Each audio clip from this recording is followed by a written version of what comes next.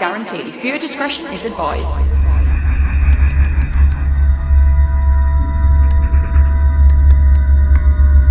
I can't see Goobs. Hello. Hello. We're back with a case today in another location. It's been a hot minute since we recorded. We did like a batch recording. We did. Which was lucky. Mm-hmm. It was. And now we've moved the pod lab to your house. Yeah. Which is why it looks like, I think it looks better. Yeah. It looks like a witch's coven. I like all the blue. I mean, at some point I would like the blue to go, but it's not a necessity at the moment. Feel free to do that. No, I can't paint. For the minute, I think it's fine. Yeah. But yeah, so do you want to catch up on anything, or do you want to just get straight into the case? We'll do a mini catch up. I won't go into too much because I don't particularly want to cry on the podcast. No, of course not. So what's the date today? 8th? 9th? 8th? March. Yeah. 8th of March? So on the 16th of February, we had to say goodnight to Eddie. He just got a bit too poorly, and he told us he was ready. We are really struggling, heartbroken and devastated, doesn't even cut it, not one bit. And we're just trying to find a way to exist without him. And it's hard. Yeah, I know. Well, that's the thing. I think being like a family of dog people, we all understand and appreciate it. Our whole lives revolved around him. Yeah. And now we find ourselves in the evening like, no, we hate being here. Yeah. So yeah, that's where we are. But like I said, I'm not going to talk about it too much because I will start crying, and I'm a really ugly crier. No, so that's what's happened. That's been the big thing, which is why it was good that we batched record, because we just weren't in. Well, we're not. Yeah, we haven't been in any state to do any sort of other recording. Other than that, yesterday I went to. I didn't tell you. I have started a 4-week course, Introduction into Lyra, which is aerial hoop. Oh. And I really ache today. Okay, I mean, that's amazing that you're doing that. Yeah, I needed something for myself. I haven't been able to go to the gym. I can't afford to go to the gym at the moment, but this was fairly cheap. And it's for 4 weeks, once a week. And then if I like it, I'll stick with it. And it sounds fun. It is fun. I have 0 upper body strength. But you'll get it from doing Lyra. Yeah, Lyra, yeah. But it is so much fun. And the classes are really small. So the intro classes, there's a maximum of 4 people. Amazing. But there's only 3 of us. I was at an immediate disadvantage because the 2 other people in my class they're in intermediate pole classes. Oh. Yeah. Okay. But turns out I can do the moves. Amazing. I mean, we've done like a few. And I could execute them all. I'm just not very graceful at dismounting. Well, that will come with time, I'm sure. Yeah. But I think, that's pretty much where we are. Handed in another assignment for uni. Starting on the next bit, which is the Fantastics. I'm studying fairy tales and stuff at the moment. Amazing. And folk tales, which is awesome. What about you? I'm trying to think. I've written a couple of spooky chats this week and a case. I was actually halfway through a case when I found this one and abandoned the other one because I preferred this one more. Like, the story's insane. I will come back to the other one, but at the minute it's just like 3/4 of the way done. And I'm trying to think if I've been consuming any spooky culture. I've been watching Unforgotten on ITVX, which is all about cold cases. Oh, okay. And finding the murderers for these cold cases. And there's 6 series on there, so it's quite a lot to go through. And it's really good because at the beginning, it starts off with maybe 4 or 5 different people. Are you all right, love? Does anyone see that? This is why you can't wear white. I just flicked my straw. My straw got caught on the bottom of the mic, and now I'm covered in coffee. Brilliant. Excellent. Do you need a minute? I don't need a minute. It's fine. This is me now. So, so they're sort of like looking at sort of maybe 4 or 5 different people's lives. So you never know who is, one of them's going to be the murderer for this cold case, but you don't know who it is until right at the end. Oh, so it's not true? No. Oh, okay. No, it's a dramatised series. And so the detectives stay the same, but then, and they travel all over the country. It's really, really good. It sounds good. Yeah. And then last weekend I watched an awful horror film I think it's called Taken or The Taken. And so it won't be Taken, will it? Because that's Liam Neeson and that's brilliant. Yeah, but then when I looked, I was trying to remember what the title was, and there's actually quite a lot of films called Taken and The Taken. Oh, okay. So anyway, it was really weird. It was on a list of like top jump scares, but the actual storyline was terrible. Yeah, it was really weird, but like not in a good way. Okay. So there's that. And you're fully moved out now as well? Yeah, so I'm living somewhere else now, and yeah, that was 2 weeks of hell. This week's been catching up on work and doing some podcasting, so I'm going to dive right into this. So I actually found this case on Paranormal News Daily, and I was looking for spooky chat news and subject matter, and it was part of an urban legend origin story. We've talked a lot about hitchhiking tales pertaining to true crime and the paranormal in many of our episodes. Yes. Especially with like urban legend things. We love it. Sorry, I've got a hair attached to me. So I thought this was very fitting for Cars and Macabre. But in this case, I've actually purposefully focused on the victim rather than the absolute gutter slug who committed the crimes. So I'm going to tell you a bit about Mary. So today I'm talking about Mary Vincent. She was born in Las Vegas in 1963. Mary was one of 7 children and she lived with her parents. Her father was a mechanic and her mother was a blackjack dealer. Sadly, her parents went through a particularly messy divorce. So her home life wasn't great, and this actually led Mary to run away from home age 15. Oh, okay. That sucks because you're already at a difficult age as it is. Yeah. And then to have that on top of it all. Yeah. Exactly. And she lived on the streets and she slept in unlocked cars until one day she decided she was going to hitchhike to her grandfather's house in Berkeley, California, which was around about 400 miles away from where she was in Vegas. So fair distance. Way away.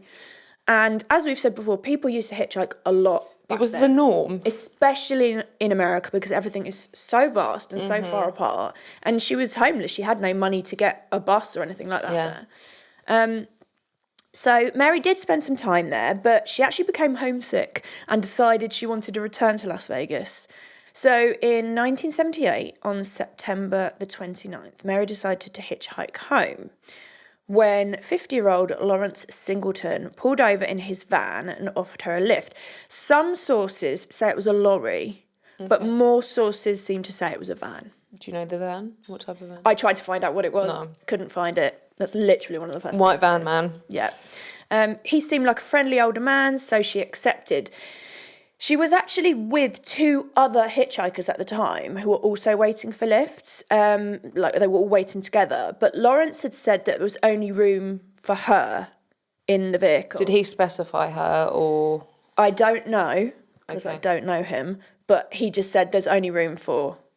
Or I'm presuming he singled out Mary because she got in the car. Apparently the other hitchhikers actually warned Mary against taking the lift because they could see Singleton was lying about not having enough space for them. It was clear he had enough space for all of them, but she still accepted the lift.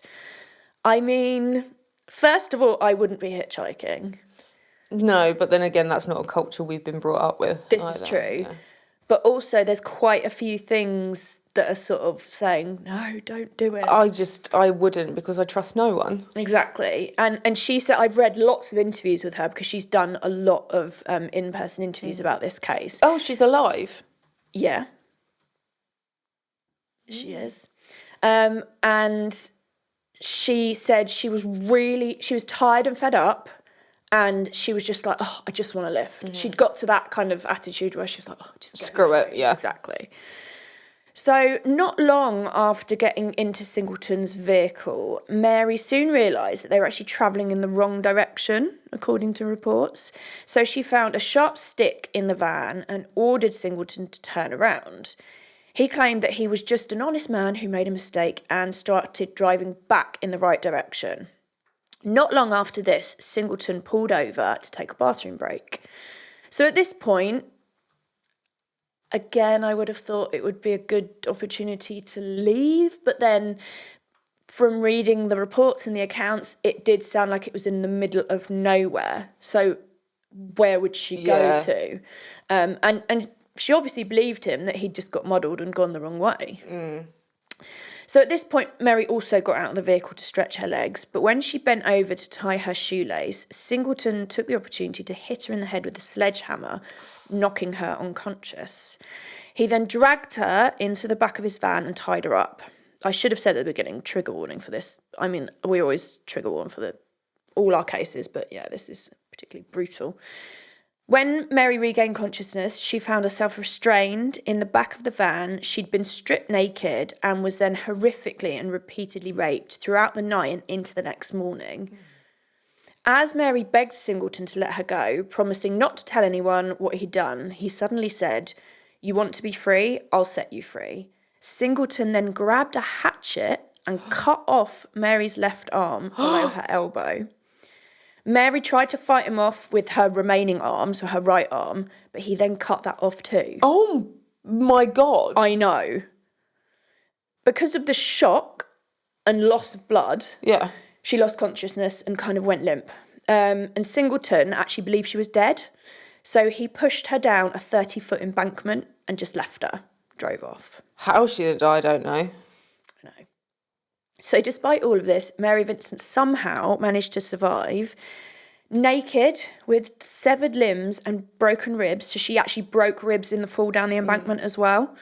And Mary remembered falling in and out of consciousness and felt a really strong urge to go to sleep. But a voice in her head told her not to.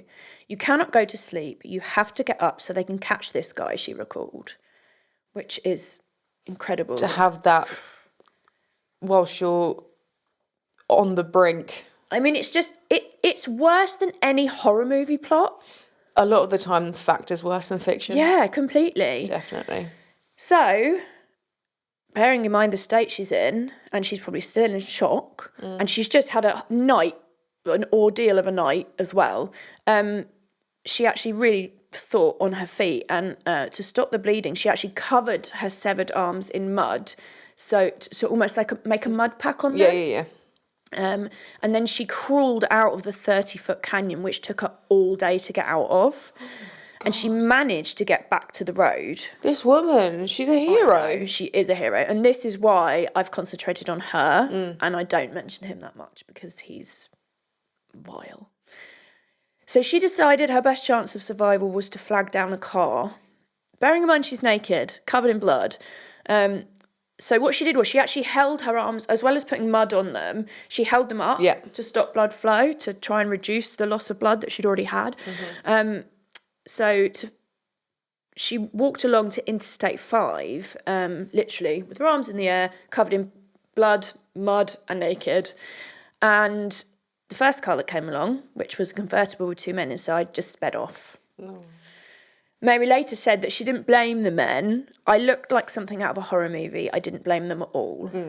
Which, yeah, I mean, that's amazing of her to say that, because she's just not a great car. I'd be raging. And then they've just driven off. Yeah.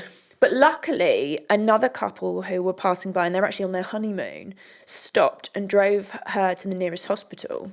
At this point, Mary had lost half of the blood in her body. Oh, God. And she was still alive. It's just absolutely bonkers. I remember hearing about this briefly, and I think it is, like, before I sort of, like, looked into this a bit more, I remember hearing about it in urban legends, because you'll get an urban legend and then you'll get all these stories that are kind of connected to it. And I thought, oh, well, that can't be true. That's got to be just an elaboration of the urban legend. Picked up an harmless woman. Exactly. And then she disappeared after Yeah. that. Yeah, but and obviously not. I read so many accounts of this to just make sure, like, nothing was exaggerated. But she was very much in the press when it all happened to her. So it's really well documented. Yeah. So Mark's just had a look, and it's saying that a person can die if they lose more than 40% of their blood, which is about 2 litres for the average adult. So she'd lost sort of 50% of her blood. Yeah. So I don't know how. She is close. Yeah, I mean, absolutely incredible. So The Mary... will to live was strong with her. Absolutely. Yeah, I mean, absolutely. So Mary underwent intense surgery to save her life, and she was eventually fitted with prosthetic arms and had years of physical therapy and intensive psychotherapy to help her cope with the unimaginable trauma she'd experienced. Mary also managed to give the police a thorough and detailed description of Lawrence Singleton, and thanks to this, his neighbours actually recognised the police sketch when it was in the media and reported him to the authorities, and he was caught. Oh, goodness. I think that just would have just added so much, excuse the phrase, salt to the wound. Just you wait, though. Oh, I don't like that. Why do I say it like that? So... I wanted to make damn certain they knew who he was when they saw his face, Mary said in a later interview. I described him like you would describe someone to a blind person. So she went into tons of detail, so there was literally no room for error. So Singleton was arrested and charged with rape, kidnapping and attempted murder, for which he was found guilty. Mary testified against him in court, and as she left the stand, Singleton reportedly whispered to her, "I'll finish the job if it takes me the rest of my life." And she must have been so brave to even sit there and face him, relive everything, and then he says that to her. It's just so scary. As if. Yeah, exactly. And I mean, also, okay, he's saying that, but he's been found guilty. Yeah, you ain't getting out for a while, love. So you may be thinking, shut up, you're not getting out. However, and this is going to make you raging mad, because I had to reread this about 3 times to make sure it was correct. Lawrence Singleton served just over 8 years in prison and was released on parole for good behaviour. So his initial sentence was 14 years, which is... It's not enough in the first place. Exactly. And he only served 8 years of it. There's literally no words for how angry that... I mean, imagine how she must have felt. Because she's thinking, oh, I've not got to worry about this. He's just threatened her, and he's out in 8 years. Isn't it bonkers? I just don't understand sometimes why you think that would be enough for what he did.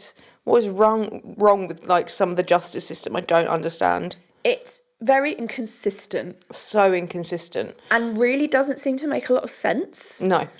At all. None. So, not only had Mary gone through the most violent and horrific ordeal, had to face him in court and relive her nightmare, she then lived in her life in absolute fear, worried that Singleton would come after her.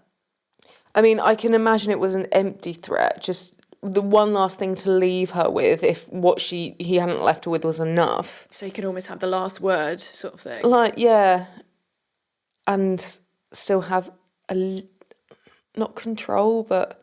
But almost, though. Yeah. Yeah. No, you're right. That's probably what he was thinking, actually. Yeah. Lawrence Singleton, originally from Florida, returned there after his release. He did actually try and live in a few places when he was released. But everyone found out who he was, and he got chased out with pitchforks and fire? Basically. Good. Yeah. And that happened. You shall not live with peace. Yeah, that happened in several places. Mm-hmm. So he ended up going back to Florida.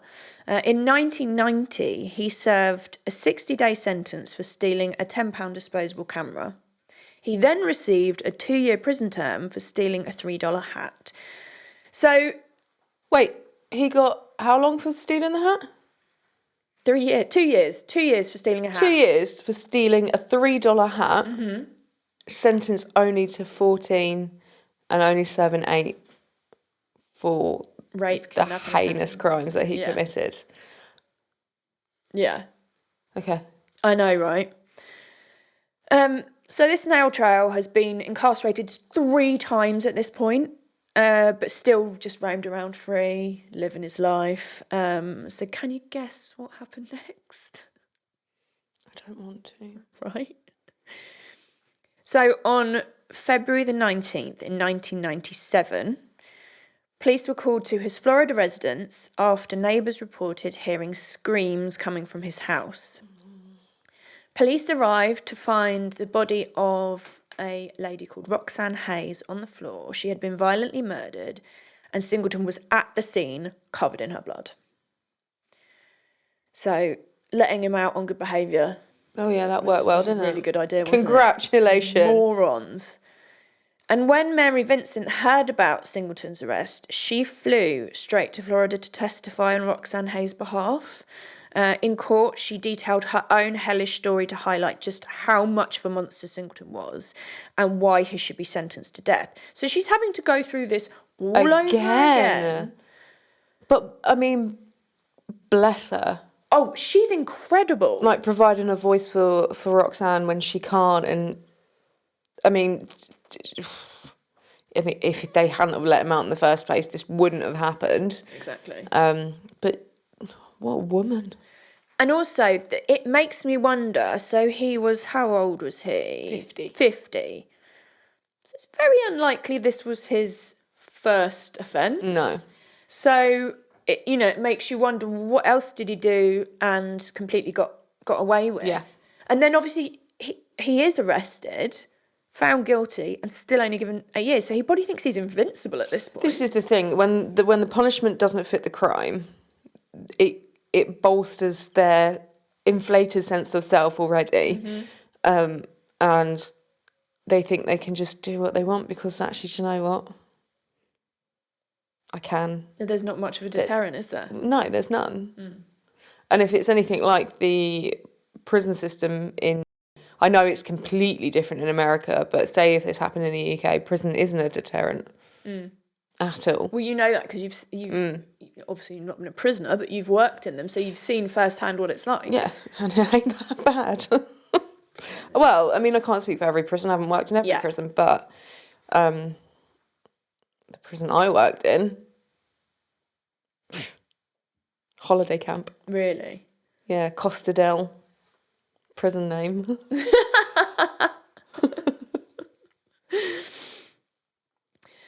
So, she went to Florida to testify. I was raped, she told the jury. I had my arms cut off. He used a hatchet. He left me to die. Singleton was this time sentenced to death on the 14th of April in 1998. He spent 3 years in prison awaiting his execution, but he died from cancer at the age of 74. That was too good for him. Absolutely, I completely agree. But this did mean that Mary Vincent could finally live in peace. It's really difficult because, yes, and that is, thank goodness, she deserves that peace. But again, it feels like he's got away with it a little bit. Oh, completely. Yeah. But then also sometimes, the death penalty is getting away with it lightly.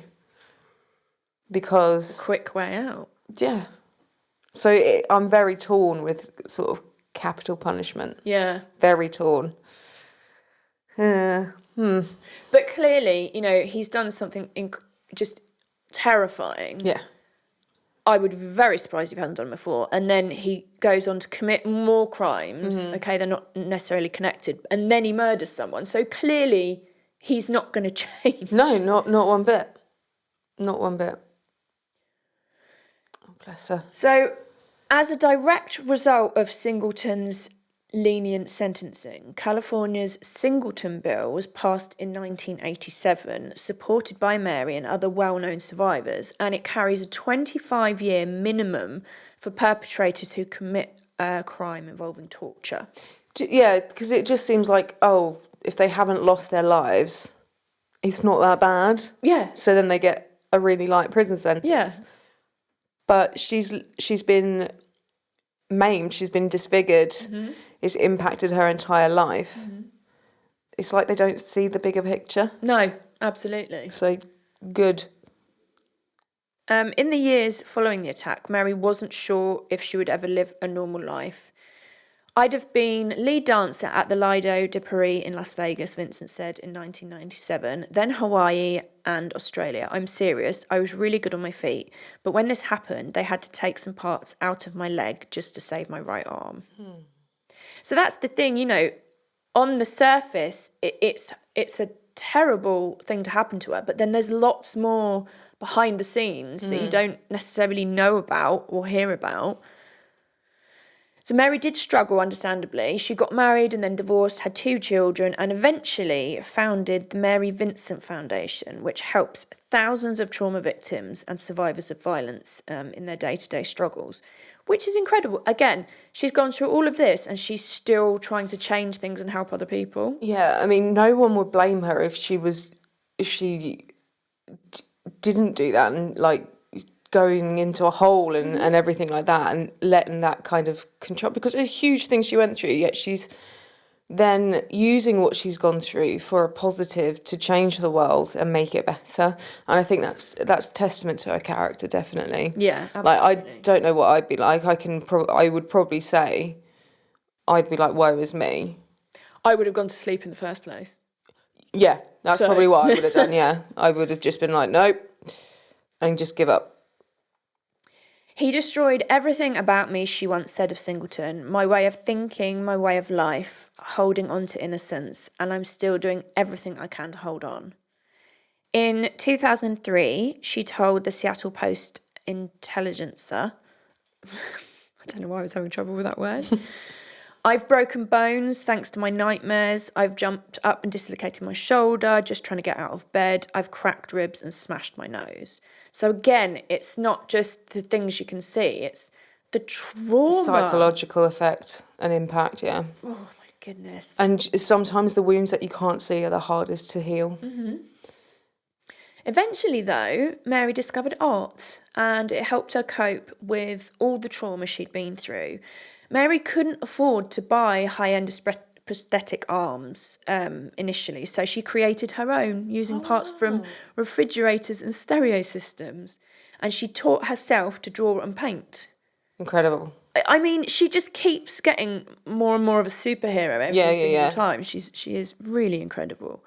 Mary Vincent told the Ventura County Star, I couldn't draw a straight line, even with the ruler. I would mess it up. This is something that woke up after the attack, and my artwork has inspired me and given me self-esteem. I love her. So that's really nice. And this is actually a very short case. So she's a boss, babe. But that is the incredible survival story of Mary Vincent, the teen hitchhiker. Isn't it? It's both ends of the spectrum.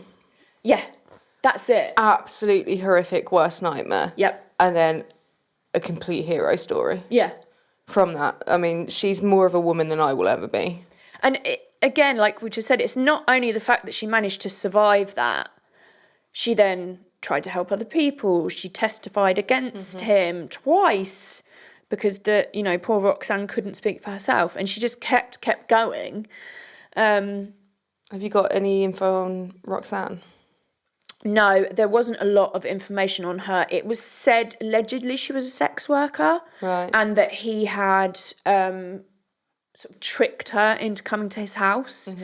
So, yeah, but I was just trying to find out as much as I could about Mary, and I should have timed it. I should have read it and timed it, but it was such an incredible story. I like how it's completely focused on her. Yeah, that's it. I was going to go into his background, and I thought, no, he doesn't deserve it. He doesn't deserve it, and it's not about him. It's all about her. So, yeah. So that was a bit of a short, sweet one, but it's okay. There we go. I thought it was horrific but uplifting at the same time. Yeah, sometimes you have to go through that, don't you? It's a bit of a roller coaster. It really is.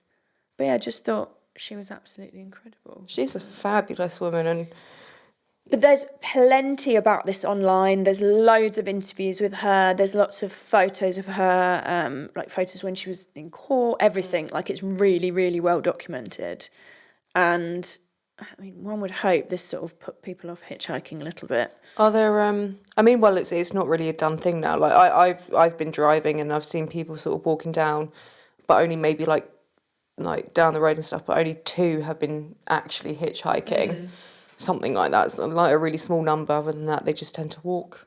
Yeah. They're not looking for a lift or anything like that. No, they just walk there. And it sounds awful, but I personally would not pick anyone up because you just don't know. That's the other thing, is I think everyone's frightened to... Would you pick up a woman? Don't know, though, because it could be a trick. Yeah. She could be bonkers in a bad way. Yeah, I mean, you never know. You get women serial killers, you know, Eileen Wuornos. Yeah. I know that she was with men and things like that, but I know it sounds awful, but I just don't trust people. No, and it's a shame, really, isn't it? Unless it's someone I knew I could overpower. Yeah. I don't know, like a 98-year-old. But, you know, it only takes that. Yeah, look at Joanna Dennehy. Yeah. Yeah, that is so true. But then again, she was very scary looking, so... I'm really scared of her. Yeah. It's a tough one. It is a tough Well, I don't know that it is. I don't think I would. Just because it only takes that one time. Yeah. And I don't want to be a podcast episode. That's true. And maybe that's what people should tell themselves about this. Do you want to end up being a podcast episode? Maybe take a double take. The only time I want to be a podcast episode is if I've done something incredible, and everyone's like celebrating me. Yeah, why not? But not because I've survived. No. We're not putting that out there. No. I've won the Nobel Prize or something, which is never going to happen. But you never know. Well, what do they say? Energy flows where attention goes. So if your attention is going to Nobel, it's not Prize. Okay, it's not. That's too much. I mean, I'd like a BAFTA, but I don't know what I'd get it for. I'm not on TV anymore, so BAFTA just for being bonkers. I'm not sure. I'd like an award. I'll make you an award. Oh, I'll make you one as well. For being the best sister. We'll make one for Goobs as well. Mark said you can get one for being the most annoying person. So with this setup now, because we've got extra lights. It is very difficult. You're just a head. Yeah. You haven't got any facial features. In fact, I can't even see your head. I can see a camera. I can see the screen. I can see the Apple on your laptop. And can you see what he's doing? I'm guessing he's holding his middle finger up at me. Yeah. Just because it's Goobs. Sorry, if you can hear squeaking, it's my shoes. What shoes are you wearing that's squeaking? Oh, they are squeaky. They're the ones that you're supposed to paint for me. I bought a new pair, didn't I? Yeah. That you were going to paint. But these are the ones that I got before and I wanted to wear them. But I wanted the ones that you painted to be pristine. So I've got a pair sat in the bedroom waiting for you to paint when you've got a hot minute. Okay. So that was that, my love. It was a bit short and sweet. It's okay. We're allowed a short and sweet one every now and then. I mean, to be fair, it was very to the point, and it is incredible.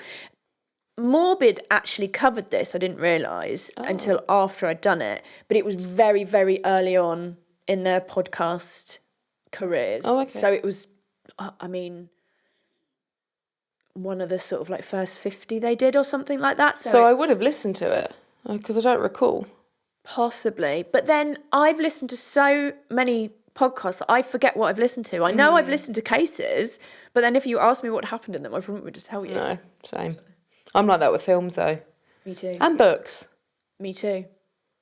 I know I really enjoy something, but I can't remember what happens. Yeah. You don't know why, but you know that you did. Yeah. Fair enough.